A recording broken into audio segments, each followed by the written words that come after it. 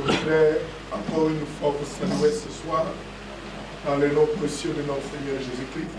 Amen. Je remercie réellement l'hospitalité du pasteur Ashok et du pasteur Nanda qui ont bien voulu me garder et me donner leur pupitre pour que je puisse partager avec vous la parole du Seigneur. Frère Balam dit que quand un pasteur vous donne le pupitre, vous devez avoir la gentillesse de garder ce pupitre d'une très bonne manière. On ne peut pas gâcher ou abuser de la gentillesse de mes deux collègues, frère Nanda et frère Ashok, qui ont bien voulu amener leur peuple pour m'écouter. Parce que réellement, si vous n'étiez pas venu, je n'aurais pas prêché au bois et je n'aurais pas prêché aux arbres. Amen. J'ai pu exercer le ministère ici, c'est parce que vous êtes venus. Amen. J'ai pu prêcher ici, c'est parce que ces deux frères ont accepté de me faciliter la tâche pour que nous puissions nous partager l'expérience, pour que nous puissions nous partager la tâche et nous partageons le pain de vie, la parole de Dieu révélée dans ces derniers jours. Frère Manam a vu une vision, une très grande vision, une vision que Frère Manam appelle la vision de la montagne de pain. Je crois que vous avez déjà entendu parler de cette vision. Une très grande montagne de pain, mais qui était couverte d'un voile. Et il a vu quelqu'un venir ouvrir ses voiles et il a vu que tous les aigles de toute la terre venaient partout pour manger sur cette montagne de pain de vie. Nous sommes reconnaissants au Seigneur qui nous a révélé dans ces derniers jours sa parole. Amen. Le message qui est différent de tous les autres messages que Dieu a envoyé jusqu'ici. Celui-ci est le dernier et celui-ci est différent des frères. Différent de par sa capacité. Est-ce que tout le monde arrive à m'entendre? Jusque-là, tout le monde? Différent de par sa capacité, de par sa profondeur, de par la richesse de sa révélation. Amen. Parce que dois-je vous dire que même au temps de Paul, il n'y avait pas eu de révélation telle que nous avons à ce dernier jour. Amen. Même au temps de Luther, il n'a pas su donner les révélations. Je peux dire que Luther hésitait sur certaines choses. Parce que le livre était fermé. Et personne ne savait ce qui était à l'intérieur. On pouvait deviner sur certaines choses. Luther a pu deviner, Wesley a pu deviner, mais quand nous arrivons ici à la fin de temps, nous ne devinons pas. Nous disons ce qui est réellement dans le livre. Donc, nous avons reçu un privilège de recevoir ce message riche. Je suis content d'amener avec moi un bon témoignage de comment les gens aiment la parole ici. Amen. Amen. Je ne le dis pas pour vous flatter, ce n'est pas dans mes habitudes de flatter les gens. Mais entre nous, nous devons nous dire la vérité. Oui. Réellement, je vois que vous aimez la parole de Dieu. Amen. Je vois que vous aimez le message. Vous voulez parler du message. Je vois que vous êtes attachés au message. Amen. En mettant de côté les interprétations humaines. Amen. Parce qu'il y en a beaucoup. Amen. Et que vous restez avec ce que le prophète a dit. La lumière qui a brillé au temps du soir. C'est ce qui me fait la joie. c'est de trouver parmi un peuple qui n'est pas hostile au message. Amen. Un peuple qui accepte le message et vous accepte vous-même. Parce que nous-mêmes, nous sommes une partie du message. Amen. Nous sommes ces messages manifestés. Amen. Comme je l'ai dit quelque part, je crois que c'est ici, que nous sommes une partie de la parole. Amen. Nous sommes venus de la pensée de Dieu pour être manifestés dans ces derniers jours. Et quand une partie de la parole est venue chercher la partie de la parole, les deux parties se sont mises ensemble. Amen. Frère madame était parti quelque part dans une usine de sciage où on était en train de scier le fer. Et il y avait des morceaux de pierre qui tombaient, de fer qui tombaient partout dans cette usine. Et puis on a amené un gros aimant. Amen. Et le propriétaire de l'usine faisait rouler les gros aimants dans toute l'usine. Il dit, je vais ramasser les morceaux de pierre qui sont tombés dans cette usine. Et frère madame dit qu'il a remarqué que tous les morceaux de fer, ils quittaient là-bas, ils sautaient de partout dans l'usine pour venir s'allier avec le grand aimant qui s'est passé dans l'usine. Alors, il a remarqué qu'il y avait des morceaux de pierre, qu'il y avait des morceaux de bois, qu'il y avait des morceaux de papier, qu'il ne savait même pas que l'aimant était passé par là. Alors, frère madame m'a posé la question, mais pourquoi ces papiers et ces morceaux de pierre ne viennent pas s'allier et aussi à l'aimant? Le propriétaire de l'usine a dit, parce qu'ils n'ont pas la même propriété avec l'aimant. Ils n'ont pas les mêmes éléments avec l'aimant. Je crois que ce soir, nous avons le même élément avec l'aimant qui est venu. C'est pourquoi quand l'aimant peut passer sur nous, nous commençons à sortir d'ici de là, nous commençons à nous allier avec l'aimant. Pendant ce temps, il y a des papiers. Pendant ce temps, il y a des pierres, il y a des bois qui ne savent même pas que Dieu est en train de faire passer le mal dans le monde. Amen. Amen. Quelle grâce, mes frères. Amen. Ce message est une grâce que nous avons reçue. C'est pourquoi nous sommes réellement dans la joie cet après-midi de partager ce message avec vous. J'aimerais le dire, comme j'ai dit ce matin, que je n'apporte rien de neuf, je n'en ai pas. Je vous dis ce que vous avez entendu. Amen. Je ne peux pas prétendre que j'ai amené quelque chose que vous n'avez pas entendu. Vous lisez les mêmes brochures, vous écoutez les mêmes bandes, et ce que nous amenons, ce sont les mêmes choses. Parce que je n'ai pas un message par moi-même.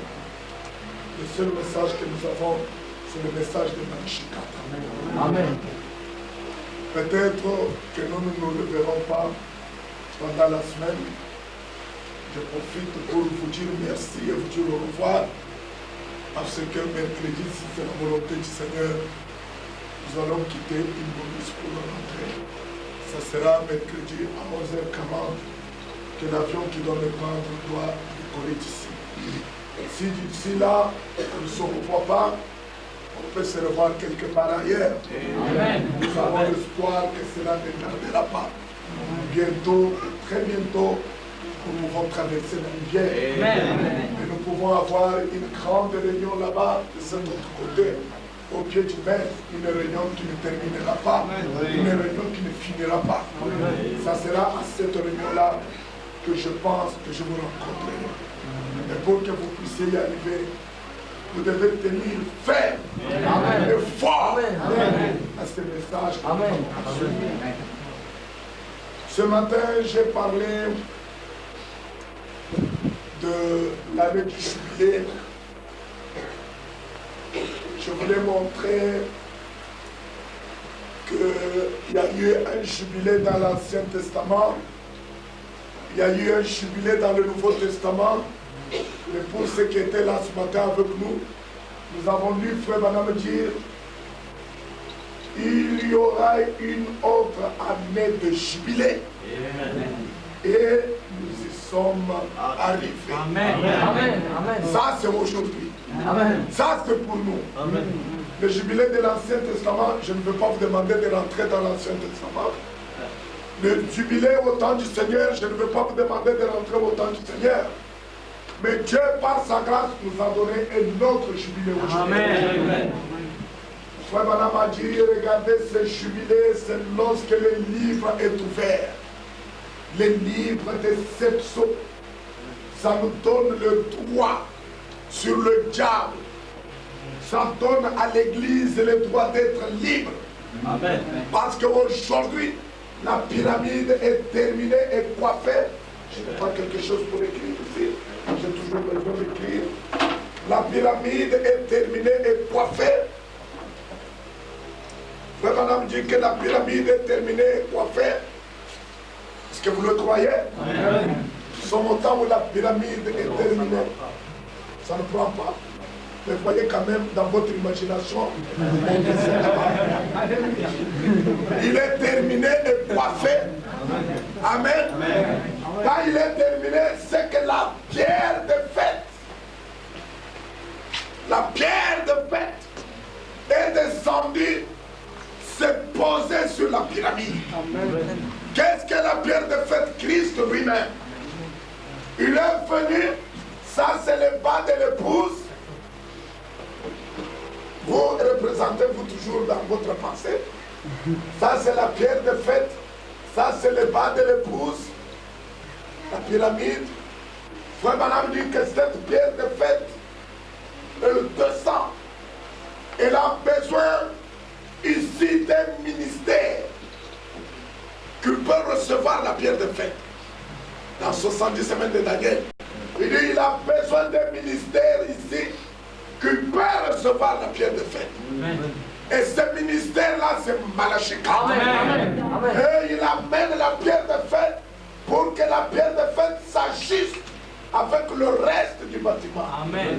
Maintenant, comme l'église est coiffée, si vous regardez dans votre image sur les 7 âges de l'église, je vais vous dire quelque chose rapidement. Vous allez voir que Frère Branham en dessinant cela, je n'ai pas d'image avec moi, merci beaucoup.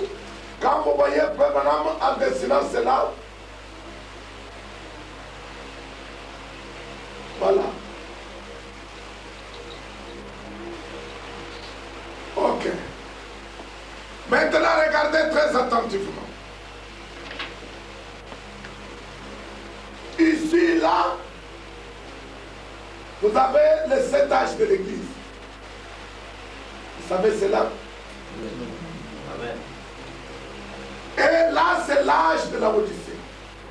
Amen. Amen. Amen. Mais Frère Branham me dit que nous, l'épouse, nous ne sommes pas dans l'âge de la Odyssée. Amen. Nous sommes sortis de la Odyssée. Nous sommes dans l'âge de l'épouse. Dans l'âge de la venue du Seigneur. Amen. Maintenant, remarquez, ici, dans l'âge de la venue du Seigneur, l'âge de la pierre de fête, cet âge ici, cette pierre de fête peut descendre et coiffer l'épouse. Coiffer l'église. Oh là là là là. Oh. Quand elle coiffe l'église, il n'y a pas un endroit pour se mettre encore. Ici, quand il y avait un espace ici, quelqu'un pouvait venir s'asseoir ici et régner sur l'église. Et dire, écoutez, moi un tel, parce qu'il y avait l'espace ici. Maintenant, il n'y a plus d'espace. Parce que la pierre fêtière, Christ lui-même, est descendu sur son église. Alors où est-ce que vous allez vous mettre? Si vous vous mettez ici, pouf, vous descendez jusqu'en bas. Si vous essayez de vous mettre là-bas, la pyramide vous transperce et vous mourrez directement. C'est pour vous dire que l'âge dans lequel nous sommes arrivés, c'est le jubilé. Amen. Plus personne ne régnera sur nous. Amen. Ce qui règne sur nous, c'est la parole. Christ lui-même. L'épouse a reconnu le pou. Amen. L'épouse est allée à la tête. Amen. Christ, Oui. la parole révélée dans ces derniers jours. Amen. La parole faite chair. Amen. Nous avons reconnu cela. C'est pourquoi les jours des hommes sont passés. Comme le pasteur l'a dit ici. Les jours des hommes sont passés, les jours où on nous demandait de faire ceci, de faire cela, de faire ceci. Ces jours-là sont passés. Amen. Nous sommes à la venue du Seigneur. Alléluia. Je vais peut-être vous étonner, frère Vanam dit une cotation dans le livre, dans le message qu'il a intitulé Prouvant sa parole. Amen. Frère Vanam dit nous ne sommes même pas dans l'âge de Malachie 4. Il dit, Oui. Amen. il dit, nous ne sommes même pas dans l'âge de Malachie 4. Nous sommes sortis de l'âge de Malachie. Amen. Nous sommes à la venue du Seigneur. Amen. Parce que quand les eaux sont ouvertes et que Christ descend, s'incarne dans un homme pour prêcher lui-même son message. Amen. Ce n'est pas le message de William Branham, Amen. c'est le message de Christ lui-même. Amen. Amen. Amen. Oui. Nous avons dépassé même l'âge de Malachie 4. Amen. Nous sommes à l'âge de la venue du Seigneur. Amen. Où le Seigneur lui-même dans un homme proclame son propre message. C'est pourquoi Frère Branham pouvait dire, il faut que moi je diminue, que lui puisse croire. Nous n'allons pas être deux sur la scène. Comme Jean-Baptiste. Nous n'allons pas rester le deux sur la scène. Il faut qu'un autre diminue et qu'un autre puisse croire. Amen. Amen.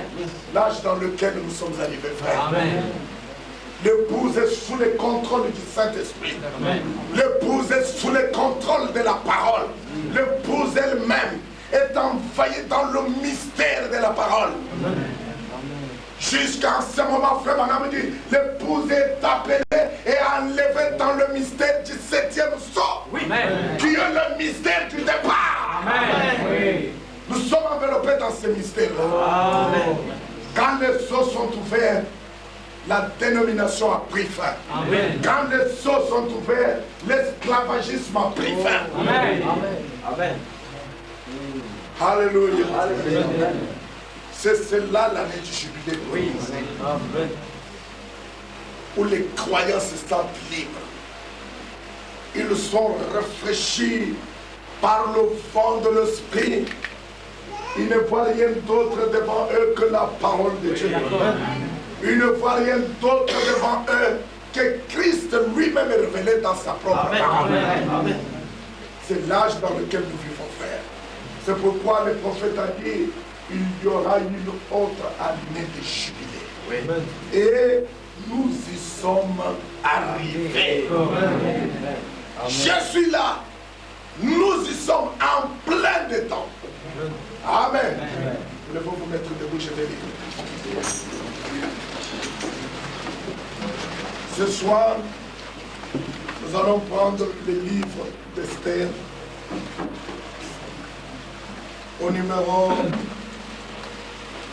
La jeune fille lui plut et trouva grâce devant lui. Il s'empressa de lui fournir les choses nécessaires pour sa toilette et pour sa subsistance, lui donnant cette jeune fille choisie dans la maison du roi et la plaça avec cette jeune fille dans le meilleur appartement de la maison des femmes. Amen. Vous pouvez s'asseoir.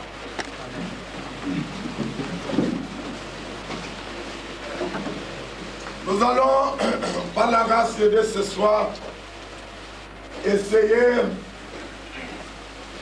de faire un petit contour de 4 heures. Il faut que je vous laisse aller attendre. De faire un petit contour, Dieu voulant, même pour 45 ou 1 heure du temps. Et si je dépasse 45 ou 1 heure du temps, ne me jugez pas trop. Je vais faire un effort pour vous prêcher pendant 45 ou 1 heure du temps. Amen. Maintenant, remarquez. En ce temps-là, dans le livre d'Esther, il est dit qu'un jour, il y avait un roi, un très grand roi, un puissant roi qui avait donné un grand festin. Et dans ce festin-là, il avait appelé beaucoup de gens. Parce que vous me donnez toute ma liberté aujourd'hui. Amen. Amen. Okay, parce que je peux parler certaines choses. Comme je dis, un frère a dit qu'il a cherché la poubelle, il n'a pas trouvé. Je ne sais pas si nous allons trouver la poubelle ce soir. Il a donné un très grand festin. Dans ce festin-là, il a invité sa femme pour que sa femme vienne montrer la grandeur de sa magnificence.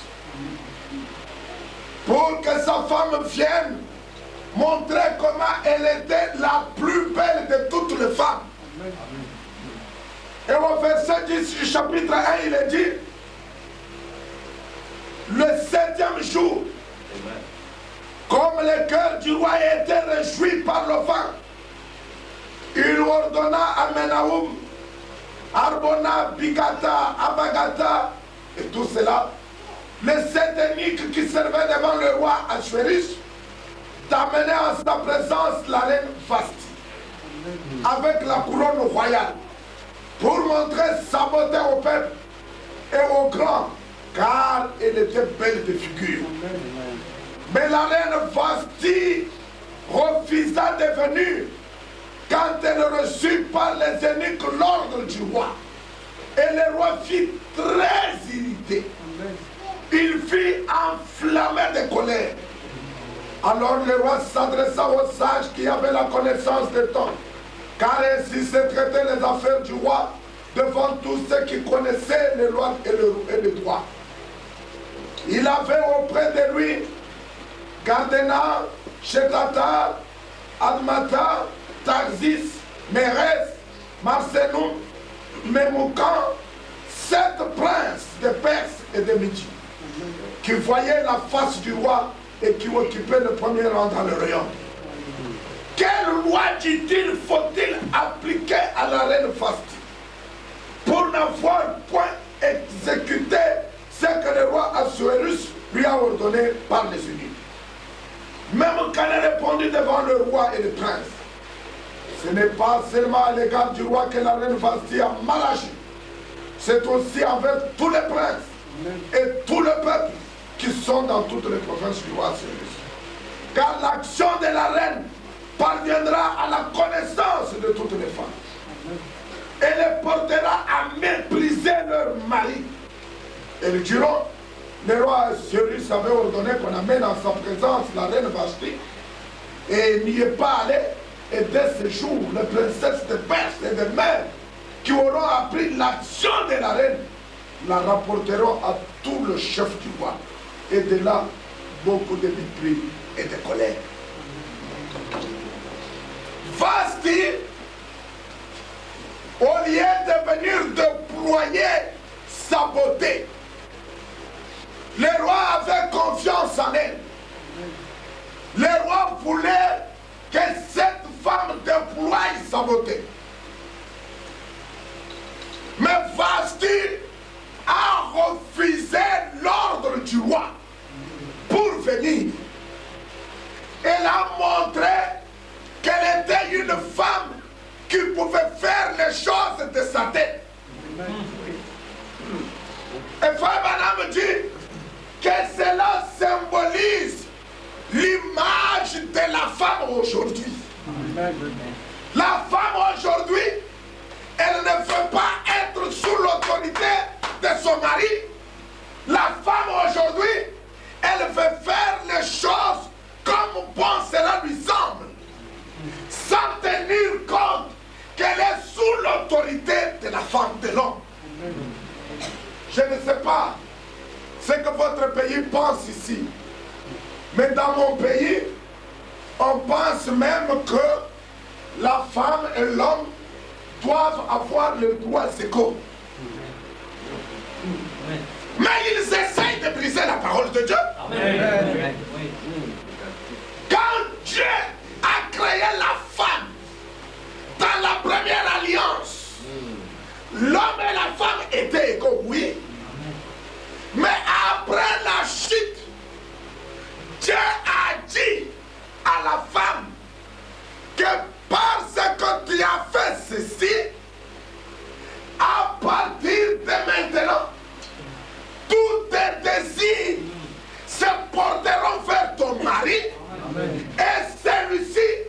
régnera sur vous.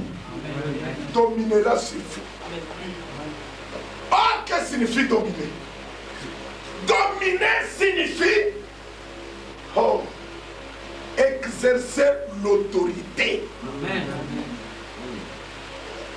Un homme qui ne sait pas exercer l'autorité dans sa propre famille, dans son propre foyer, cet homme-là n'est pas digne d'être appelé un homme. Amen. Ah. Je suis avec vous, sœur.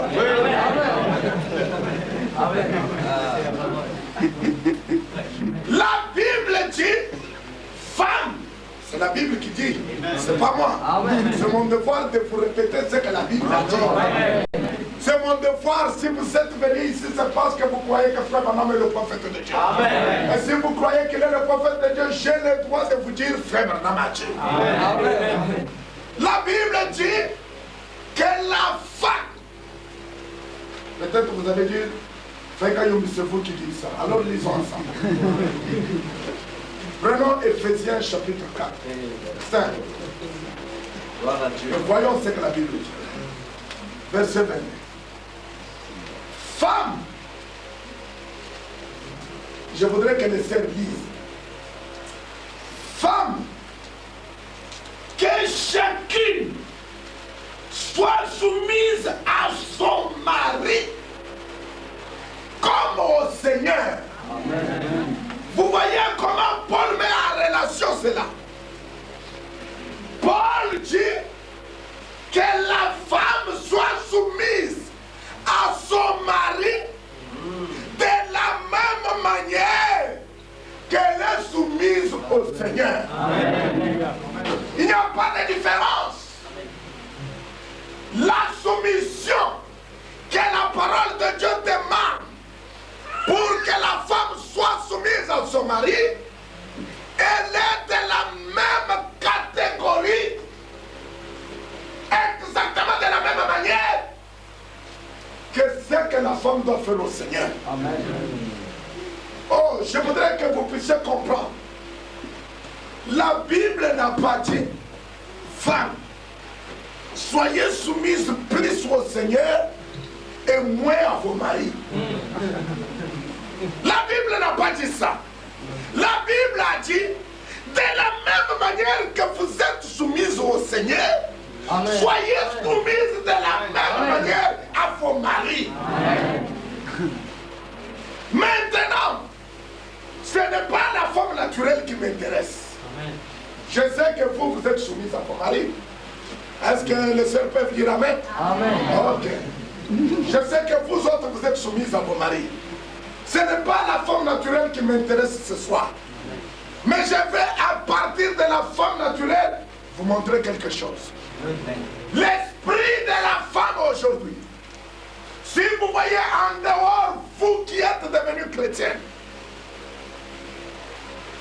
peut-être qu'il y en a une qui n'a pas encore compris qu'elle doit être soumise à son mari. Pour elle, cette parole, elle doit prendre cela en considération. Mais en dehors, toutes les autres femmes, vous trouvez que les femmes réclament plus de droits que leur mari. Chez nous, le Parlement a voté une loi où on dit que la femme est libre de répudier son mari au même titre que le mari est libre de répudier la femme. Parce que tous les deux sont sur le même pied d'égalité. Très dernièrement, j'étais avec un frère américain. Nous sommes partis visiter, parce que vous avez, quand vous lisez le message, il y a un tribunal là que Frère Branham parle, Nevada. Vous avez déjà entendu parler de ça. Oui. Moi-même, je de mes propres yeux, on ne m'a pas raconté. Ce frère dit, frère, vous avez toujours entendu parler de Nevada, je vais vous emmener là aujourd'hui, vous allez voir. Quand nous sommes allés, vous trouvez deux rangées. Une rangée avec les hommes inarrangé avec les femmes.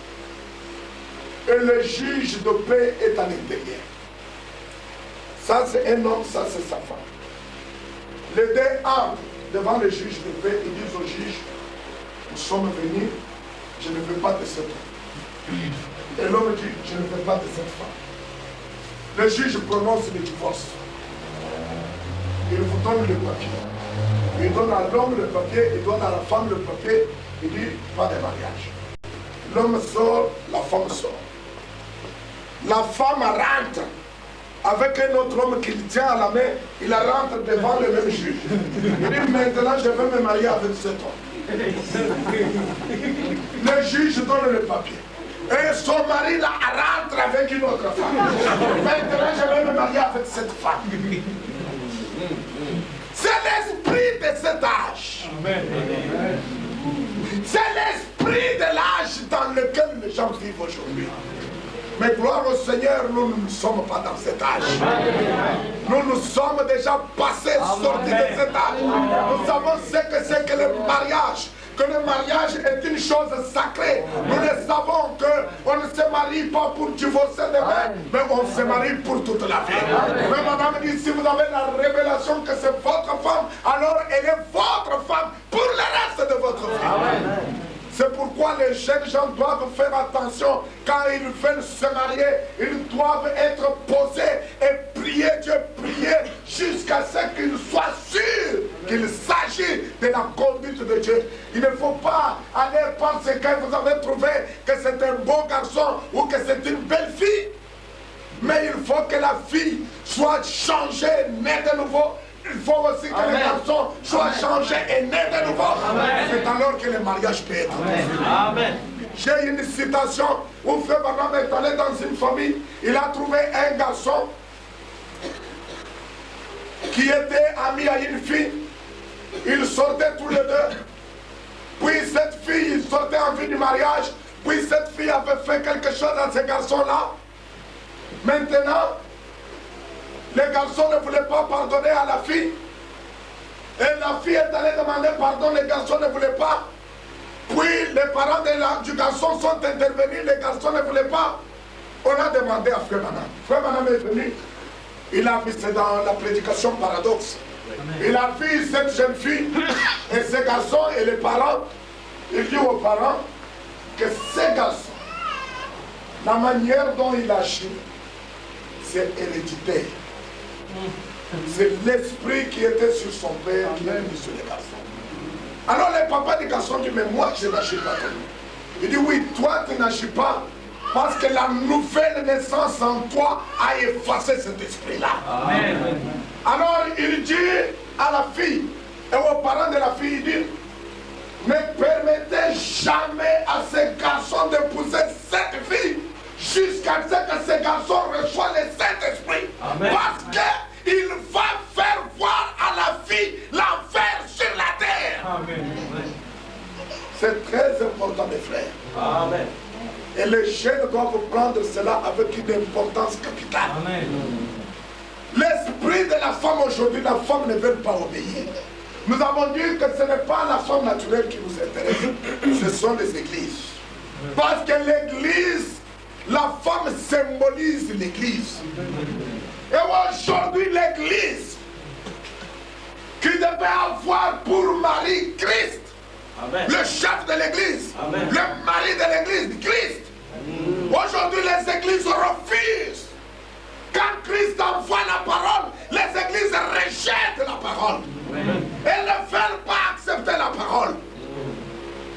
La Bible dit qu'en ce temps-là, quand Madame dit que c'est le temps dans lequel nous vivons, il y aura 7 femmes qui viendront, qui saisiront un seul homme. C'est dans Ésaïe. Il y aura 7 femmes qui viendront, saisiront un seul homme. Ils diront à cet homme-là, nous mangerons notre propre pain, nous nous habillerons de nos propres habits, mais laisse-nous seulement porter ton nom. Ce que nous voulons, qu'on nous appelle seulement chrétiens. Mais les pains, nous allons choisir quel genre de pain nous voulons. Nous ne voulons pas que toi tu nous donnes le pain. Nous allons chercher notre propre pain. Les habits, nous n'avons pas besoin de ta justice parce que dans la Bible, les habits symbolisent la justice. Amen. Nous n'avons pas besoin de ta justice. Amen. Nous allons avoir la justice qui vient de la Vierge Marie, la justice qui vient de sang. Nous n'avons pas besoin de justice, Amen. mais nous avons seulement besoin que nous soyons appelés chrétiens. Amen. Mais mangeant leur propre pain. L'âge dans lequel nous vivons. Les églises ne veulent pas recevoir la parole. Dieu envoie la parole et les églises refusent.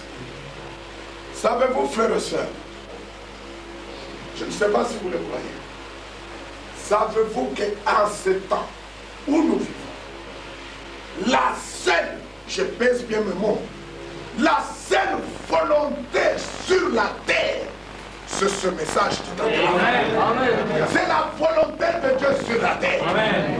Et qu'aujourd'hui, pour que quelqu'un trouve le chemin du ciel, je crois à ce message. Mais les églises, quand ils reçoivent ce message, ils rejettent ce message et ne veulent pas parler de ce message. Quand Dieu donne l'ordre aux églises, venez, je voudrais que vous soyez pareils, que tout le monde voit que ma femme est belle, que ma femme est jolie. Amen. J'ai été très content un jour. J'étais en train de rentrer avec Fernanda. Il me dit aujourd'hui nous allons déjeuner chez moi. J'ai dit oui. Alors qu'on venait, sa femme sortait pour nous ouvrir la porte. Alors Fernanda dit, ah, là voilà, la meilleure cuisinière du pays. J'ai dit oui, c'est vrai.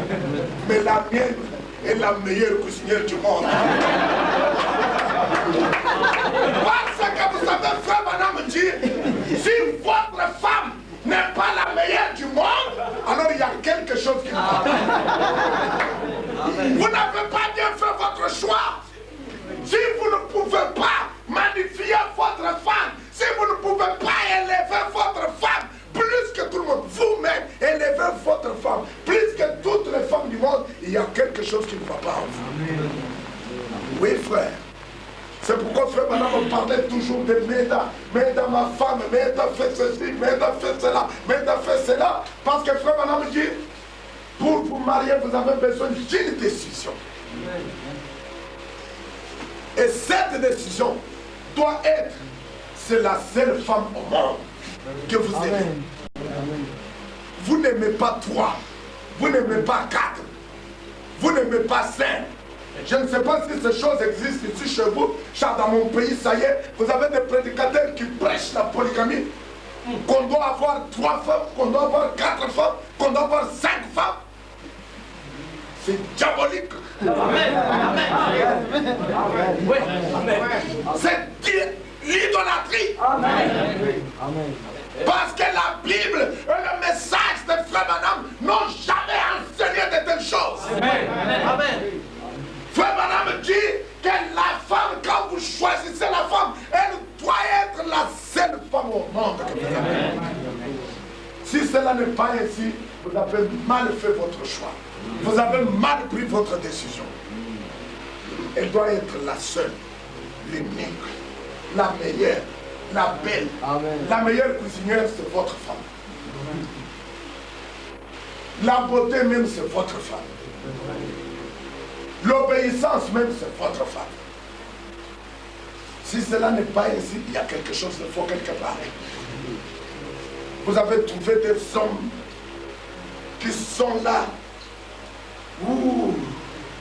et ne font que parler mal de leur femme au pasteur. Pasteur, cette femme ici, pasteur, cette femme ici, pasteur, cette femme ici, pasteur, cette femme ici. Il y a quelque chose de ça ne va pas quelque part. Il y a un, ça ne va pas. Parce que la femme, c'est un autre vous-même. Vous n'avez pas eu la révélation. Avez-vous lu le livre de Genèse?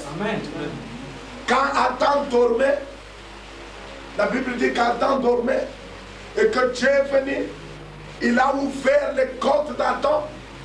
Adam dormait, il ne savait pas. Est-ce vrai? Il dormait, il ne savait pas. Dieu a ouvert la côte, il a fait sortir une côte avec laquelle il a fabriqué Ève. Maintenant, Dieu a tenu Ève par la main il a amené devant Adam qui dormait. Adam se réveille. Il regarde Ève. Adam a la révélation. Personne ne lui a dit que cette femme est sortie de vous parce qu'elle dormait. Adam dormait. Il dit, voici cette fois celle qui est chair de ma chair et os de mes os. On l'appellera femme parce qu'elle est sortie de moi. C'était sous la révélation, sous la puissance de la révélation qu'Adam a dit cela. Lisez la Bible, Dieu n'a pas dit à Adam, voici cette fois. Non, c'est Adam lui-même. Il revenait de son sommeil. Il a regardé la femme. Il dit, elle me ressemble tellement. Elle est réellement comme moi. Elle agit comme moi. Elle a des habitudes comme moi. Elle a regardé dans tout le reste des créatures, des animaux. Elle n'a pas vu une créature comme lui. Il a dit, cette fois, voici celle qui est chair de ma chair. Et os de maison, on l'appellera femme. Adam a prophétisé, nous montrant l'exemple de ce que serait Christ et l'épouse à la fin des temps. Maintenant, cette femme, l'Église, qui ne veut pas de la parole de Dieu, qui ne veut pas soutenir la parole de Dieu, quand maintenant le roi a vu cela, le roi a dit, qu'est-ce que nous allons faire de cette femme? C'est une femme impossible. Vous avez de ces femmes-là impossibles. Vous avez de ces églises-là impossibles. Qu'est-ce que nous allons faire de cette femme? Une femme têtue qui n'écoute pas. Je ne parle pas de vos soeurs, je parle d'une autre femme. Une femme têtue qui n'écoute pas. Où est-ce qu'elle a trouvé tout ce qu'elle est en train de faire? Ce n'est pas moi, son mari, qui lui a dit ça. De boucher. Où est-ce qu'elle a eu ça? De je vous salue Marie. Où est-ce qu'elle a eu ça? Ça, c'est une femme têtue, une femme impossible, une femme qui ne peut pas me refléter. Alléluia. Et Dieu a appelé tous ces conseillers. Je suis heureux de constater qu'ils étaient 7. 7 âges de l'église, 7 messagers. Qu'est-ce que nous allons faire d'une telle femme? Il dit, roi, une telle femme ne mérite pas d'être ta femme. Amen. Quand toutes les autres femmes vont apprendre ça, toutes les princesses, quand elles vont apprendre ça, oh, ça sera une désolation. Toutes les femmes vont agir comme elles. Vous ne pouvez pas garder une telle femme. Dieu dit, ok. C'est le meilleur conseil que j'ai reçu. Allez, foutez-moi à la porte de cette femme. Frère Madame dit, c'est pourquoi Dieu a divorcé avec l'église catholique. Amen. Parce qu'elle ne pouvait pas garder la parole. Elle ne pouvait pas garder l'ordre du mari. Le chef de la femme, c'est le mari. Amen. Le chef, ça signifie la tête. Avez-vous déjà vu, quand vous faites le mariage, qu'est-ce que vous faites?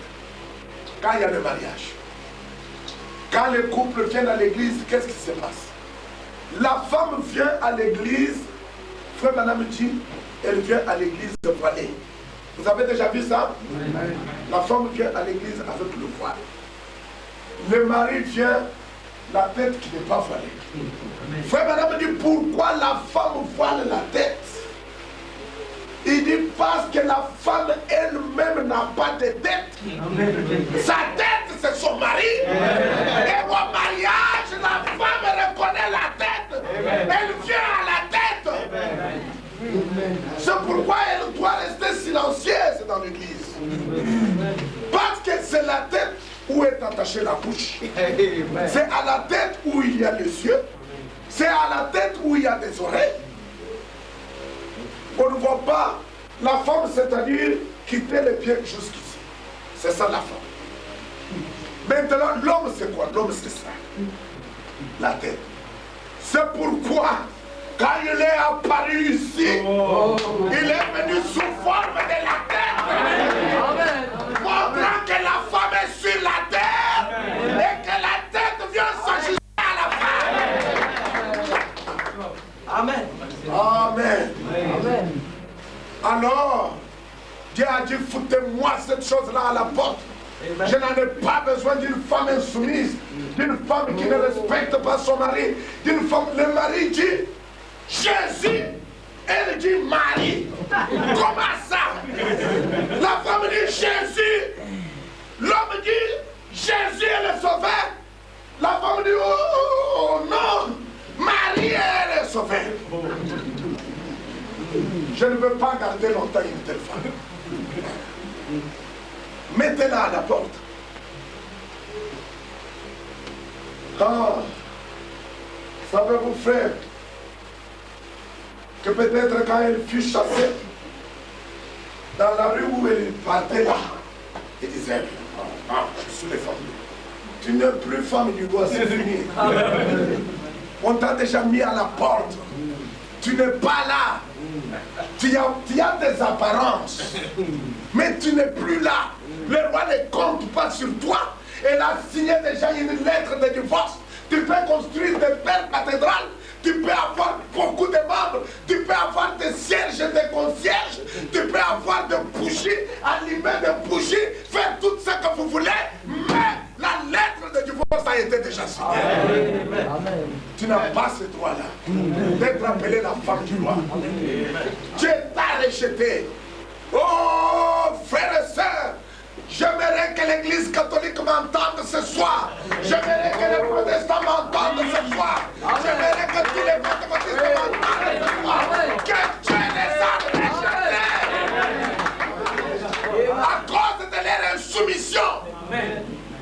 Parce qu'ils n'ont pas reconnu la parole.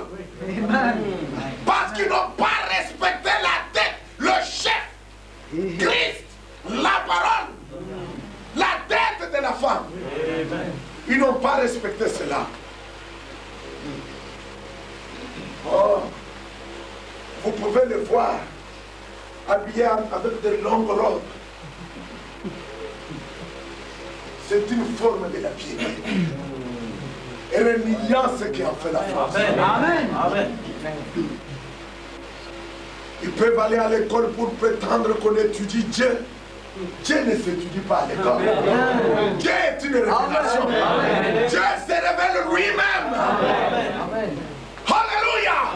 Frère Branham dit que Caïn et Abel, les deux garçons sont allés pour adorer. Frère Branham dit qu'il n'y avait pas de Bible dans lesquelles ils pouvaient lire. Il n'y en avait pas. Pas de Bible. Pas un livre. Pas quoi que ce soit. Et les deux garçons sont allés pour adorer. Caïn, il se représentait Dieu lui-même comme étant un Dieu bon, un Dieu comme ceci, un Dieu comme cela. Il a bâti un bon hôtel. Qu'on ne vous mente pas que Caïn n'a fait pas respect. Il a fait bâtir un bon hôtel. Oui. Amen. Il était très intelligent, Caïn. Oui. Frère Branham dit qu'il a amené des fruits, des bons fruits, des fruits de la terre, des pommes de terre, des ceci, des goyaves de Chine. Il avait amené cela. Des très bons fruits. Amen. Il a mis cela sur son hôtel, il a très bien arrangé. Mais il lui manquait une chose. C'était la révélation. Amen. Alors il a regardé Abel. Abel, mais toi tu ne viens pas adorer? Toi tu ne fais pas ton hôtel? Alors il dit, mon frère Caïn, tu peux avancer. Moi jusqu'ici je ne sais pas ce que je vais faire. J'attends que Dieu me révèle qu'est-ce que je dois faire. Parce que je ne peux pas avancer avec ma propre intelligence. Jusqu'à ce que Dieu est venu souffler à Abel pour lui dire, écoute, ce n'est pas des pommes. Ce n'est pas des pommes. C'est le sang. Abel est parti, il a pris un agneau. Frère Madame dit, il a commencé à tuer son agneau. Caïn a regardé, il a vu Abel avec son agneau qui tuait l'agneau, le sang qui coulait. Quand il a regardé, il a dit, le sang c'est trop sale, je ne peux pas regarder ça. Parce qu'on regarde toujours le sang, on n'aime pas voir le sang. Or, le sang c'est la vie. Amen. Le sang c'est trop sale. Mais quand il a vu que l'offrande d'Abel était agréée par Dieu, quand il est sauté sur Abel, il a tué Abel. Frère Branham a dit, Abel est mort tenant son sacrifice. Il est mort en même temps avec l'agneau. Il est mort en même temps avec son sacrifice. Et nous devons mourir en même temps avec la personne qui est Jésus-Christ. Le sacrifice sanglant, le seul sacrifice que Dieu a agréé, le sacrifice de Jésus-Christ. Cette église a rejeté tout cela. Et Dieu aussi l'a rejeté. Quand Dieu, le roi, a rejeté cette femme, c'est alors que le roi a envoyé un message. Vous êtes avec moi? Amen. Le roi a envoyé un message dans tous les pays. Il a dit l'église catholique n'est pas mon église maintenant. Maintenant qu'on choisisse des jeunes filles vierges. Du vierge. Amen. Les jeunes filles vierges qui n'ont pas connu d'homme. Et au milieu d'elles, je vais faire un choix, le choix de l'épouse.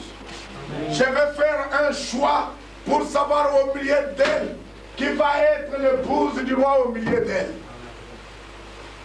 Et Menakum, qui était le conseiller du roi, a publié le message partout dans tout le pays. Comme nous avons entendu ce matin, que les sacrificateurs devaient courir tout le pays avec la trompette. Amen. Amen. Et que nous avons eu un sacrificateur aujourd'hui qui a fait 7 fois le tour du monde avec la trompette. Cette trompette-là, ce n'est pas une cornuse ou une trompette. Alors, qu'est-ce que c'est que la trompette? C'est l'évangile. La trompette de l'évangile. Amen. Maintenant, même comme devait envoyer un message dans tout le pays, dans toutes les provinces, que toutes les jeunes filles vierges viennent pour être inscrites sur le rôle, afin qu'elles viennent pour être choisies comme femmes au roi. Et les jeunes filles vierges commençaient à venir, qui sortaient par-ci, qui sortaient par-là, qui sortaient par-ci, qui sortaient par-là. Et au milieu de ces jeunes filles, il y avait une qui s'appelait Esther. C'est elle dont nous allons parler ce soir. Cette Esther, frère madame dit que Esther, elle était restée un mystère pour toutes les jeunes filles. Parce qu'au moment même où Esther était née, personne ne savait qui elle était. Personne ne connaissait sa mère. Elle n'avait pas de mère. Amen. Amen. Parce que sa mère l'avait laissée petite. Elle était morte. Esther ne connaissait pas sa mère. Elle n'avait pas de mère pour avoir l'influence sur elle. Elle a commencé à grandir elle seule. Elle était restée un mystère. Il y avait son oncle qui l'avait adopté, Mardoché, qui l'avait adopté pour être avec elle. Oh, oui. Amen. Montrant l'exemple d'une église qui sera adoptée. Amen. Maintenant, cette petite fille était restée un mystère pour tous les autres. Oh, nous sommes un mystère pour tous les autres. Amen. Les gens du dehors ne savent pas qui nous sommes. Mais nous savons qui nous sommes. C'est pourquoi même la Bible a dit, je vous donne une pierre blanche, et sur cette pierre, un nouveau nom que personne ne connaît. Si c'est vous-même que recevez cette pierre. On commence à se demander, alors ces gens-là qui tiennent l'église, ces gens-là, ils viennent d'où? Ce sont qui? Ces gens-là, c'est quelle église ça? Est-ce que ce sont des catholiques? Non. Ce sont des protestants? Non. Ils sont presbytériens? Non.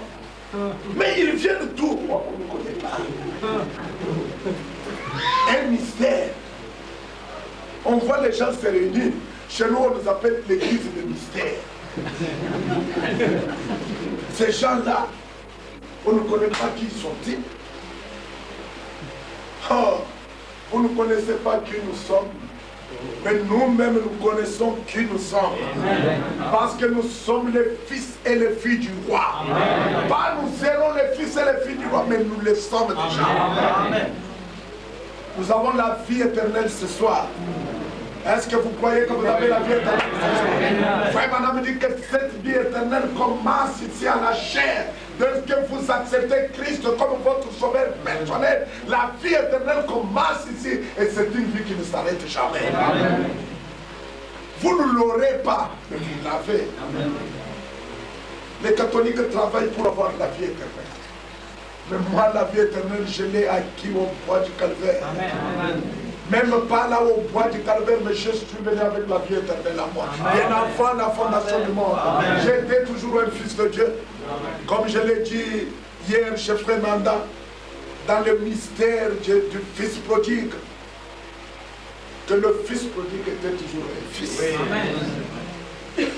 Jamais il n'avait cessé d'être un fils, il était toujours un fils. Amen. Alors Esther est venue parmi ces femmes. La Bible dit, ils étaient tous enrôlés. Mais vous avez remarqué le verset 9, il est dit là-bas, la jeune fille lui plus à qui?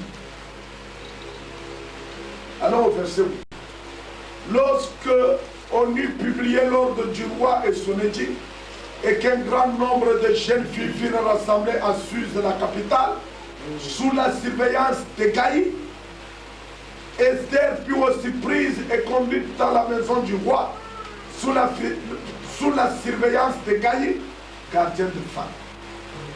La jeune fille lui plut. Amen. Et trouva grâce devant lui. Amen. Alléluia. Amen. La jeune fille plut à Égaï, qui était garde dans la maison du roi, qui était eunuque dans la maison du roi. Je vais vous dire quelque chose, frère. Pourquoi les rois en ce temps-là, excusez-moi, nous sommes une assemblée mixte, mais je dois vous dire cela. Pourquoi les rois en ce temps-là, pour prendre quelqu'un dans sa maison, pour travailler pour lui, ça devait être un eunuque. Pour quelle raison? Parce qu'un eunuque ne court pas derrière les femmes. Amen.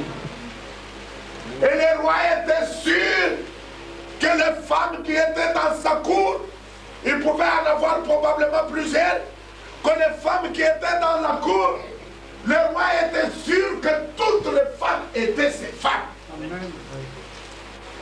Parce que toutes les autres personnes qui travaillaient dans la cour du roi étaient eunuques. Ils n'avaient pas de semences en eux-mêmes. Et ils ne pouvaient pas aller avec la femme du roi pour donner une semence étrangère à la femme du roi. Aujourd'hui, les églises, beaucoup de personnes qui sont dans les églises, sous prétexte qu'ils font paître l'église de Dieu, ne sont pas uniques. Elles ont leurs propres semences. Elles donnent aux églises leurs propres semences. Or, la semence aujourd'hui, Frère Branham dit, la parole parlée est la semence originale. Amen. Nous n'avons pas une autre semence à donner à l'église de Dieu vivant que la semence que Dieu lui-même a donnée à l'église du Dieu vivant. Amen. Amen. Alors l'église catholique, sa semence vient d'où? Le pape n'est pas un eunuque. La semence de Marie, elle vient d'où? Elle vient du pape. Toute cette semence que les églises ont aujourd'hui, baptiser les petits enfants, toutes ces semences Trinité, Père, Fils, Saint-Esprit. Dieu n'est pas trois personnes, Dieu est une seule personne. Amen. Amen. Toutes ces semences viennent de nos frères et sœurs. Amen.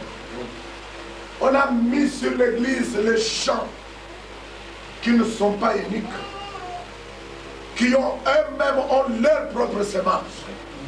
Au lieu de laisser le roi enfanter sa propre femme, au lieu de laisser le roi engrosser sa propre femme, excusez-moi les termes, alors eux-mêmes sont venus avec leurs propres semences, leurs idées, leur théologie, et ils ajoutent cela avec la parole de Dieu.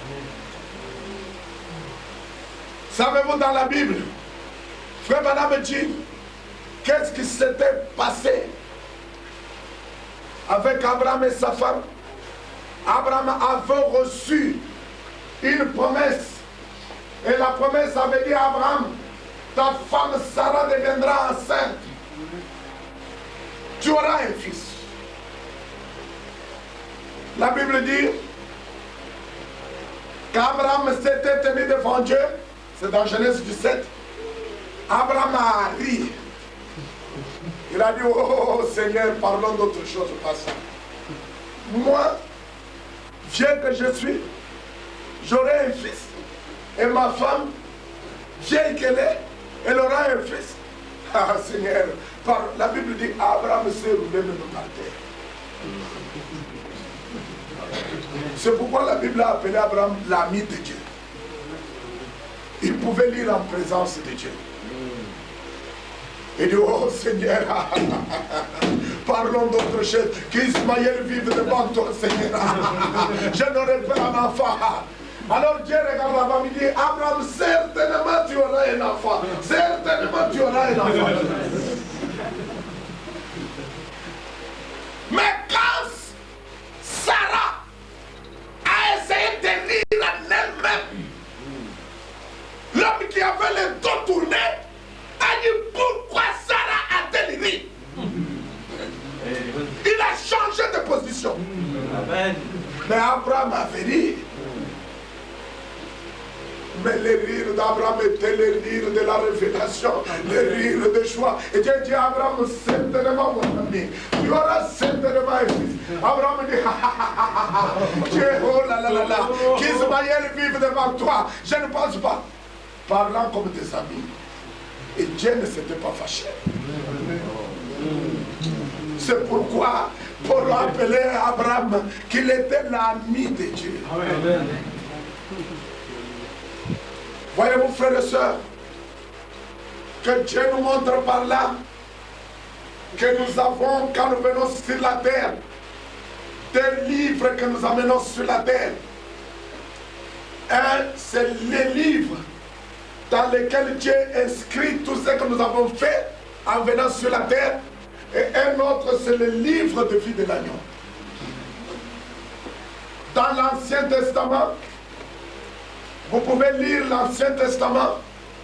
On a dit là-bas, Abraham a menti, Abraham a ri, Abraham a fait ceci. C'est écrit dans l'Ancien Testament. Quand vous venez dans le Nouveau Testament, Paul par le Saint-Esprit commence à parler d'Abraham. Il dit qu'Abraham n'a pas douté de la promesse par l'écriture. Je ne comprenais toujours pas. J'ai dit, mais comment ici, Abraham dit, oh éternel, ce n'est pas possible. Comment Paul lui vient ici, il dit qu'Abraham n'a pas douté. Jusqu'à ce que la lumière du temps du soir est venue. Et frère Madame a dit, vous voyez, qu'est-ce qui est arrivé? La vie d'Abraham de fait quitter le vieux livre pour entrer dans le nouveau livre. Et en entrant dans le nouveau livre, Dieu ne compte pas nos fautes. Je vais vous dire cet après-midi que si votre vie est passée de l'ancien livre au nouveau livre, au livre de vie de l'agneau, Dieu ne compte pas vos fautes. Amen. Toutes vos fautes sont oubliées, frères et sœurs. Amen. Et qu'est-ce que la foi? La foi, c'est croire cela. Frère Madame l'a dit, la justification, c'est comme si vous n'avez rien fait. Est-ce que vous comprenez cela, frère et sœurs? C'est comme si vous n'avez rien fait. Si vous avez tué, vous avez commis adultère, vous avez volé, vous avez fait des crimes, vous avez fait toutes ces choses, vous croyez en Jésus, vous croyez dans ce message, Dieu vous justifie. Cela signifie que pour Dieu, vous ne l'avez rien. Amen. Votre livre est blanc. La tâche n'existe même pas. Oh, n'est-il pas merveilleux ce soir? Amen. Pour nous dire réellement qu'il ne compte pas nos fautes. Amen. Amen. Un vrai croyant se tient là-dessus. Le diable vient, il lui dit, écoute, tu as fait ça, tu as fait ça, tu as fait ça. Oui, diable, c'était hier que j'avais fait ça. C'était hier que j'avais volé. C'était hier que j'avais commis adultère. C'était hier. Mais aujourd'hui, j'ai écrit le message. Amen. Ces choses ne sont pas comptées. Je suis blanc comme la neige aujourd'hui. Amen. C'est toi qui vois les fautes, diable. Mais quand mon Seigneur regarde mes péchés rouges, à travers le sang rouge, il voit les blancs. Amen. Amen. Amen. C'est ça la foi, frère et soeur. C'était nul sur ce que Dieu a dit. Et vous trouvez beaucoup de chrétiens qui n'ont pas cette foi-là. Vous trouvez beaucoup de chrétiens que quand il est à genoux, il s'injurie lui-même. Oh Dieu, mon pauvre pécheur. Oh Dieu, moi comme ça. Mais quoi? Pauvre pécheur. Mais qu'a fait le sang de Jésus-Christ? Le sang de Jésus-Christ, c'est pour que tu sois toujours pauvre pécheur. Mais le sang a coulé pour que tu sois appelé fils de Dieu. Amen. Amen.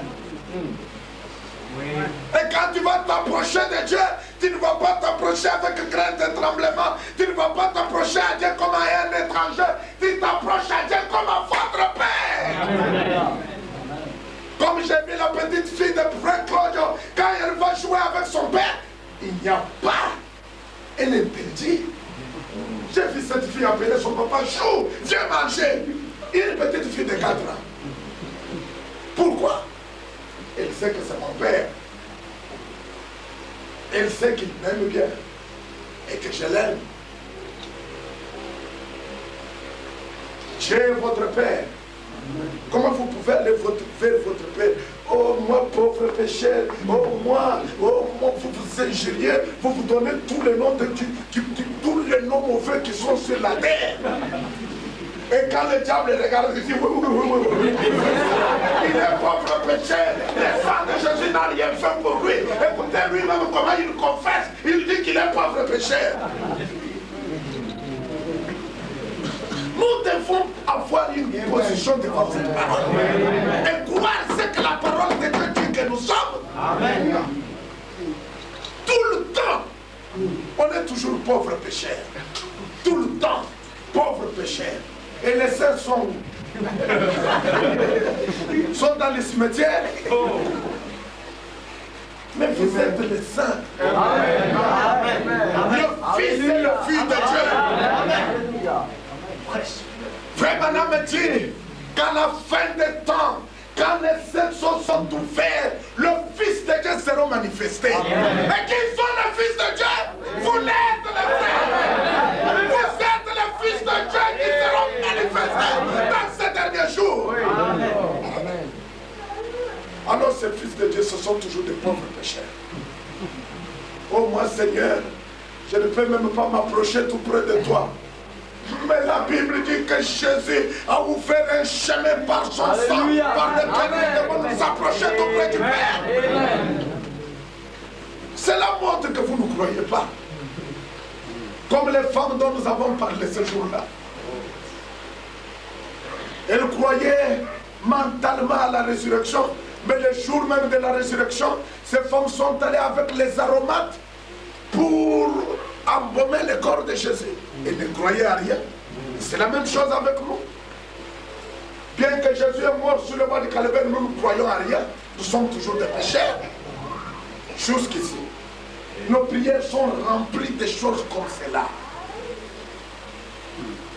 Seigneur, mon pauvre pécheur, Seigneur, moi, Seigneur, moi, Seigneur, moi. Ah. Ces gens, ils n'ont jamais compris qu'ils sont sauvés. Ils n'ont jamais compris que ces gens sont réellement de fils et de filles de Dieu. Ils n'ont jamais compris cela. C'est pour cette raison qu'ils s'injurient tout le temps. Non, frère. Moi, depuis belle lurette, j'ai changé même ma manière d'adorer et de prier. J'ai dit, Seigneur, tu connais que par le sang de Jésus-Christ, je suis ton fils. Amen. Et je viens en vertu du sang de Jésus-Christ qui me donne accès à venir auprès de toi. Amen. Et là, Jésus, Dieu regarde dans sa parole, il voit que réellement le sang de Jésus me donne l'accès pour venir vers lui. Et il ouvre la porte, il dit, tu peux venir. Tu peux venir. Car ce que tu dis est la vérité. Ce que tu dis est dans la parole. Amen. Nous devons avoir une prière centrée sur la parole de Dieu. Une prière centrée sur ce que Dieu a fait aujourd'hui. Bien-aimé Seigneur, je m'approche vers toi en vertu des promesses d'aujourd'hui. Toi, tu as envoyé Malachie 4 et moi, j'écris Malachie 4. Amen. En vertu de cela, je viens vers toi, Père. Amen. Et Dieu va regarder dans sa parole. Il dit, est-ce que j'ai envoyé Malachie 4? Il dit, oui, c'est vrai. J'ai envoyé Malachie 4. Tu as le droit de venir. Mais tu es là, assis au milieu de choses. Tu t'injuries, tu dis des choses, n'importe quoi. Une prière qui ne sent même pas une révélation là-dedans. Oh frère. Maintenant, tout le monde ne connaissait pas qui était Esther. Mais Esther lui-même connaissait qui elle était. Il savait qu'elle était une fille de Dieu. Comme nous savons que nous sommes des fils et des filles de Dieu. Alors on a amené toutes les jeunes filles. On les a enfermées dans la maison. Maintenant, Mardoché. La Bible dit, Mardoché allait et venait. Il allait et venait autour de la maison où était Esther. Mardoché. Et vous allez vous étonner, Mardoché était benjamite. Il typifiait Benjamin. Amen. Le 144 000. Amen. Mardoché était tout autour de la maison où était Esther. Elle voulait savoir qu'est-ce qui va arriver à Esther. Qu'est-ce qui arrive à Esther. Qu'est-ce qui arrive à Esther. Pourquoi? Pour que lui aussi se prépare. Amen. Ces juifs-là, ils veulent savoir qu'est-ce qui arrive à l'épouse. Qu'est-ce qui arrive à l'épouse. Ils sont dans l'expectative. Amen. Parce qu'ils savent que ce qui bloque leur chemin, c'est l'épouse. Amen. Dès que vous quittez le chemin, c'est leur tour. C'est pourquoi vous pouvez voir aujourd'hui que les Juifs ont multiplié des missions et des missions. Ils ont créé des groupes messianiques chez les Juifs en Israël.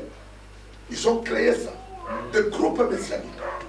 Ils commencent à parler du Messie, Quand nous sommes allés visiter le ministère des Affaires étrangères en Israël, on m'a remis un journal que malheureusement je ne l'ai pas apporté. Dans ce journal, on a posé un questionnaire. Alors on demandait aux Juifs, que pensez-vous de Jésus? Était-il mal compris par les gens de son époque? Était-il un aventurier? Ou était-il un homme qui a dit la vérité? Vous allez être étonnés. Beaucoup de Juifs dans ces questionnaires, ils ont dit Jésus était mal compris par les gens de son époque. Amen. C'est qu'ils sont prêts, frères et sœurs.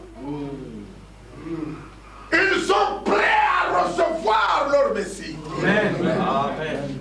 Et s'ils doivent le recevoir, c'est que nous, comme le pasteur Achok l'a dit, nous sommes à la fin de la fin. Amen.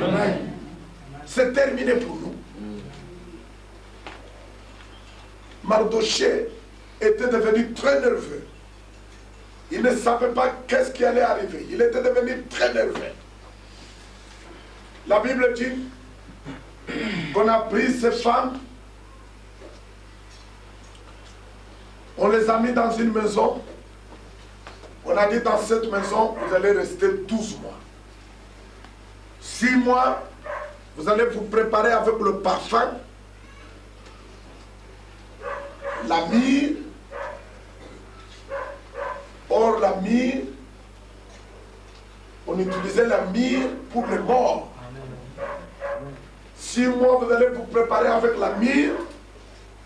Et 6 mois, vous allez vous préparer avec le parfum de toutes sortes qu'on va vous donner. D'abord la myrrhe, ensuite le parfum. Or, la myrrhe était utilisée pour mourir.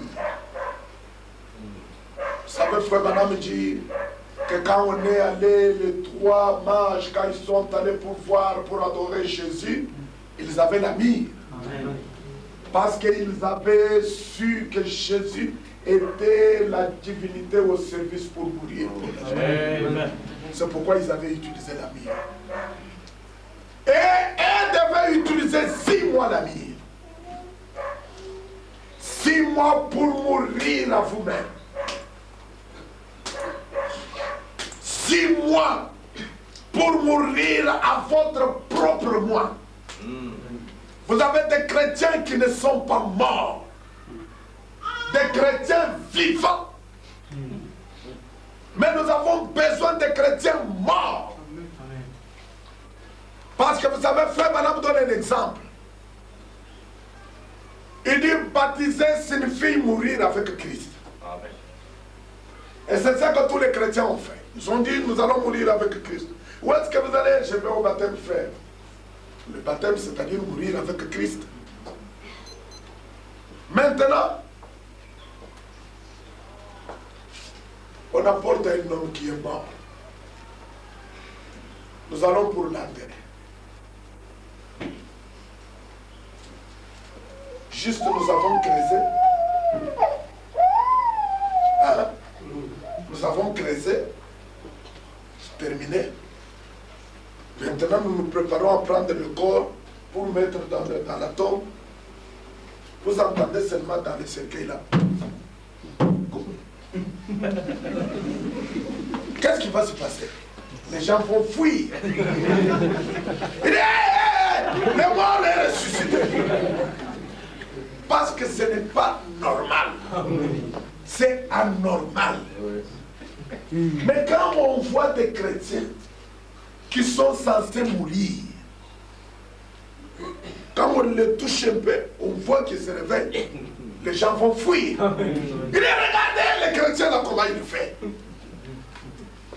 Frère, n'oubliez pas, le monde à l'extérieur nous observe. Amen.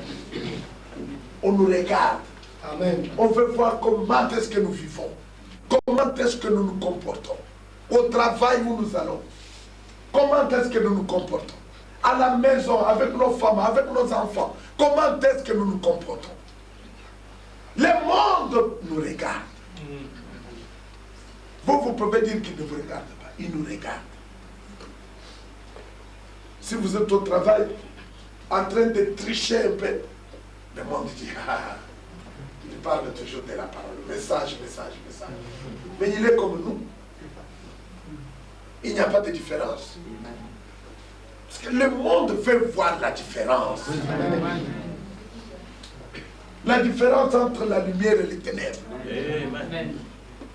Et vous êtes au travail en cache-cache, vous faites des choses, vous montez des coups, vous faites des choses dans les opérations, dans les écritures, vous êtes comptable quelque part, ou vous êtes quoi, je ne sais moi. Et vous êtes en train de passer des fausses écritures, vous vous arrangez avec les gens.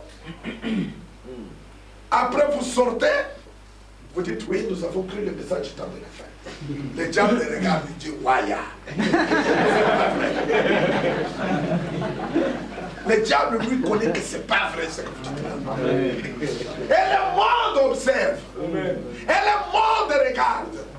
Nous avons besoin de 6 mois mois avec la mire pour mourir à nous-mêmes. Mourir complètement à nos habitudes. Mourir à nos traditions. Mourir. La seule tradition que nous avons, c'est la parole de Dieu. Amen. Nous devons, c'est-à-dire enlever tout. Enlever tout. Et que notre vie doit refléter réellement Jésus-Christ. Dans tout ce que nous faisons. À l'école, si nous sommes élèves. Au travail, si nous travaillons. Au marché, si nous vendons. À la maison, si nous sommes ménagères. Notre vie doit refléter Jésus-Christ. Et 6 mois, ils utilisaient le parfum. Savez-vous que le parfum donne une bonne odeur? Et pour avoir le parfum, on brise certaines fleurs, on les écrase. Est-ce que madame dit?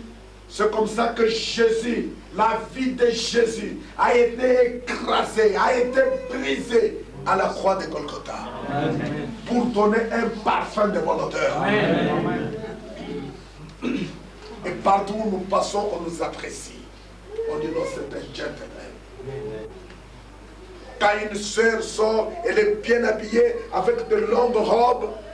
Ah, j'aime de longues robes. Parce que même à la vision, quand Frère Madame les a vus là-bas, ils étaient habillés. Alléluia. Amen. Pas elle sort avec des mini-jupes comme elle. Non. Ça, c'est de la mondanité. Amen. Nous allons partout répandre le parfum de bonne odeur. Amen. Partout où nous allons passer, nous répandons le parfum de bonne odeur. Quand on vous trouve à 2 ou à 3, vous n'êtes pas en train de parler des choses les uns contre les autres. Vous n'êtes pas en train à critiquer cette soeur-là, à critiquer ce frère-là, à critiquer ce pasteur-là, à critiquer cet homme-là, à critiquer ce diacre-là. Mais vous répandez le parfum de bonne odeur partout où vous allez. Vous êtes des hommes dont on aime la compagnie. Parce qu'il y a de ces hommes-là insupportables, dont on n'aime pas la compagnie. Quand il vient au milieu des gens, c'est une sidantée. Il parle de celui-ci, il parle de celui-là, il critique celui-là. Oh mon frère, vous savez quoi, cet homme-là, c'est de la foutaise. Celui-là, il ne sait pas, mais ce pasteur-là, quand lui, il prêche, je n'ai pas. Oui, mais on n'apprécie pas la compagnie. Il y a de ces gens dont on n'apprécie pas la compagnie. Amen. Mais il y a d'autres personnes, vous aimeriez toujours être avec eux. Amen. Ils dégagent la douceur. Ils dégagent la sainteté. Ils dégagent un bon parfum, une bonne odeur. Vous aimeriez toujours être avec lui. Quand vous êtes avec lui, un moment il dit, prions pour tel frère. Un moment il vous dit, frère, vous savez, une telle sœur est en difficulté, prions pour elle, frère. Un moment il dit, j'étais dans la maison d'un frère, j'ai vu qu'il y a ceci, il y a cela, prions pour cette maison, frère. Amen. Ça vous transporte. Amen. Ça vous encourage. Amen. Amen. Vous sentez que vous vivez tout près du trône de Dieu. Amen. Vous vivez tout près du trône de la grâce. Amen. Alors, pendant ces 6 mois de préparation avec la mine, 6 mois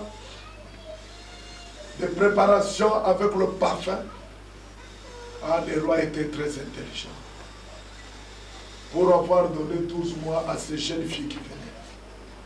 Vous savez pourquoi? Vous savez à quoi je pense? Toutes les vierges là, toutes les jeunes filles sont venues et disaient, nous sommes vierges, nous sommes vierges, nous sommes vierges. Le roi dit, d'accord, il y a un test. Je veux savoir si vous êtes vierge ou pas. 12 mois d'attente.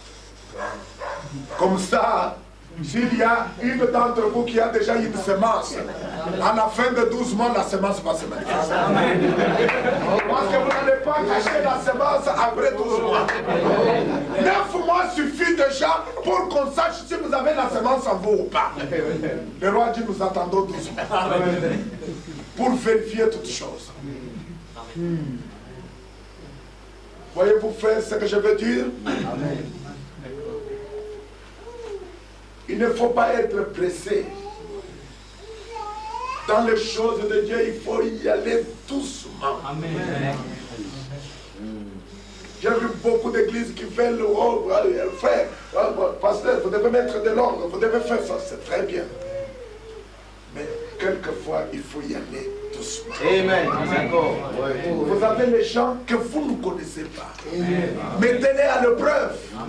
Donnez-leur 12 mois d'attente. Voyez ce qui est en eux qui va se manifester. C'est alors que vous allez voir s'ils sont réellement des chrétiens ou pas. Parce que la Bible dit, n'imposez pas vos mains rapidement sur les gens.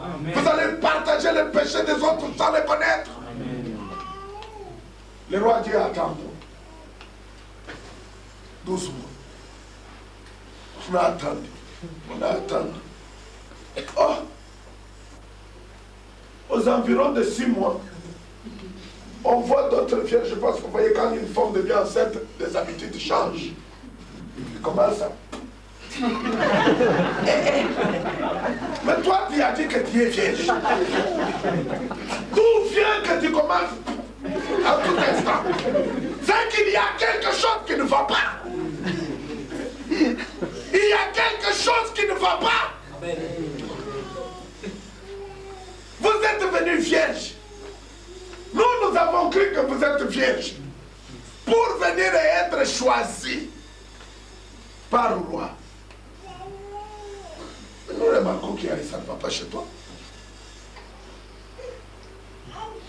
Parce qu'il y en a qui viennent, quand ils viennent à ce message, la première chose qui est recommandée, frères et sœurs, asseyez-vous d'abord. Dépouillez-vous. Amen.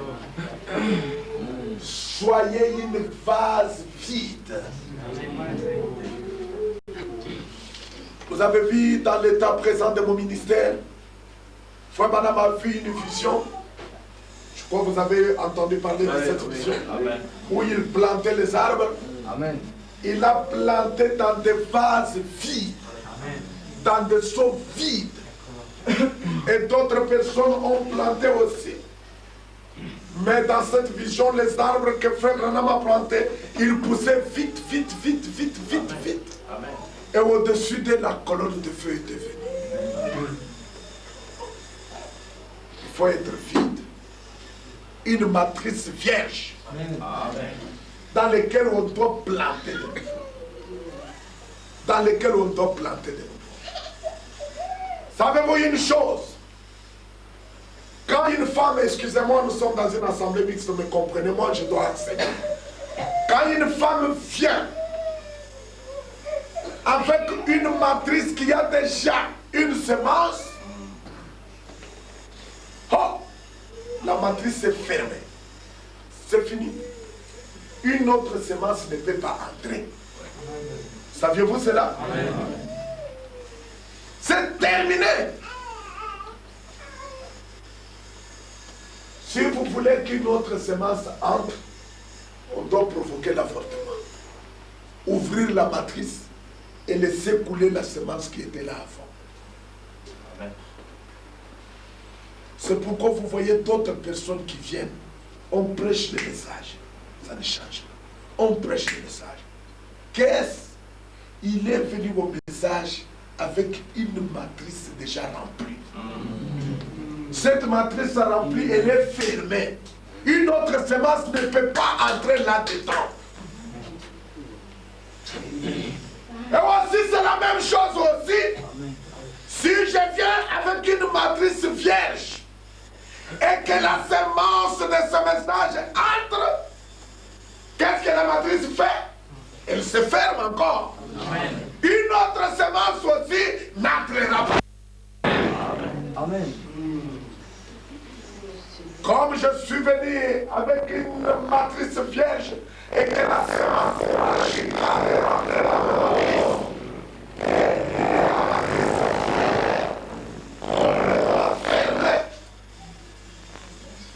le bouddhisme n'entraînera pas. Le catholicisme n'entraînera pas. Terminé, bloqué. On a scellé la semence. On a scellé la matrice. Fini. Quelque chose d'autre ne vient pas rentrer encore. Alors le roi a attendu 12 mois pour être sûr de qui va venir. Savez-vous, frères et sœurs, frère Branham dit que toutes ces femmes étaient dans une chambre. Et le roi était dans une autre chambre. Et toutes ces femmes devaient quitter leur chambre pour aller dans les chambres où était le roi. Ils étaient obligés de passer par une chambre que frère Branham appelle une chambre de compensation. Ils passaient par là pour aller dans la chambre du roi. Ils devaient passer devant le roi, et le roi regardait. Si la femme lui plaisait, le roi les rappelait de nouveau. Si la femme ne lui plaisait pas, elle passait là, elle sort de la chambre du roi, elle va dans une autre chambre, à la chambre de concubine. Et elle allait là-bas. Maintenant, dans cette chambre de compensation, il y avait toutes les choses qui étaient là. Et la Bible dit qu'on devait laisser à la femme choisir tout ce qu'elle voulait avant d'aller à la chambre du roi. La première dit, allez, viens, tu peux passer.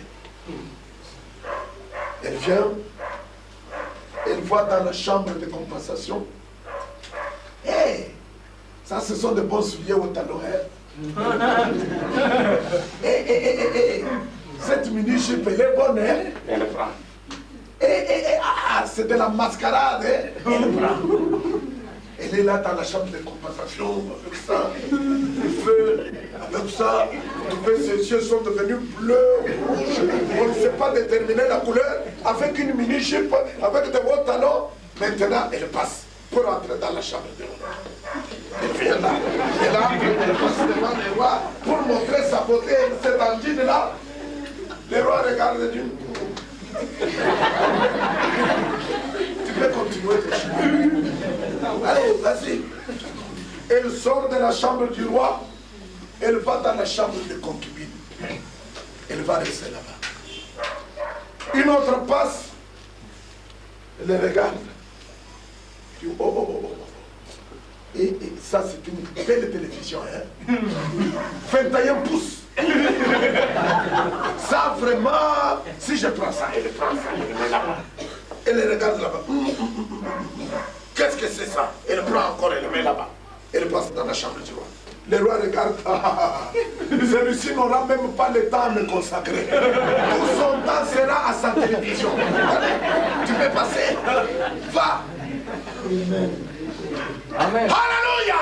Amen. Mais la Bible dit qu'il n'y avait qu'une seule femme. Oh. Je m'en vais terminer maintenant, frères et sœurs. Amen. Esther. Amen. Amen. Elle n'a pas choisi, lisez bien votre Bible. Ouais. La Bible dit qu'elle n'a suivi que le conseil d'Égaï. Parce qu'Égaï connaissait bien les désirs du roi. Amen. Amen. Amen. La seule personne qui connaissait les désirs du roi, c'était Égaï. La seule personne qui connaissait le genre de la femme que le roi cherchait, c'était Égaï. C'est pourquoi il est dit ici que la fille avait plu à Égaï. Amen. Égaï lui commençait à lui donner des conseils. Regarde, moi je connais le roi. Je siège avec le roi dans son conseil. Amen. Si tu veux plaire au roi, attention, ne prenez pas les télévisions. Laissez les mascarades. Ne prenez pas les mini-jeux. Laissez les bichots. Ne prenez pas les fermiers à rang. Alléluia. Alléluia. Faites tout cela. Amen. Oh, je me sens heureux ce soir. Quand la fille est entrée devant le roi, quand le roi a vu Esther, le roi dit, mais c'est la plus belle femme que j'avais vue. Alléluia. Cette femme-là. Oh, ce soir, mes frères, laissez-nous être préparés par les cahiers. Multiplie les messages du temps du soir. Amen. Avez-vous remarqué quand est-ce que les femmes passaient? Le soir. Amen. Pour être choisis. Et nous sommes le soir. Amen. Avec le messager du soir. Le messager du soir connaît mieux ce qui est le désir du roi. Amen. Le roi des rois et le seigneur des seigneurs. Amen. Le messager du soir connaît bien ses désirs. Amen. Il connaît les genres de femmes que le roi cherche. Le roi, le messager du soir, il sait que le roi ne cherche pas un beau bâtiment. Amen. Mais il cherche un caractère. Amen. La femme qu'il cherche, c'est le caractère. Ce n'est pas des millions de membres, mais c'est le caractère. Amen. Ce n'est pas des églises remplies avec les gens, c'est le caractère. Amen. Amen. Amen. Alléluia. Le soir. Le choix s'opérait le soir. Oh, j'aime ça, mes frères. Le choix s'opérait le soir.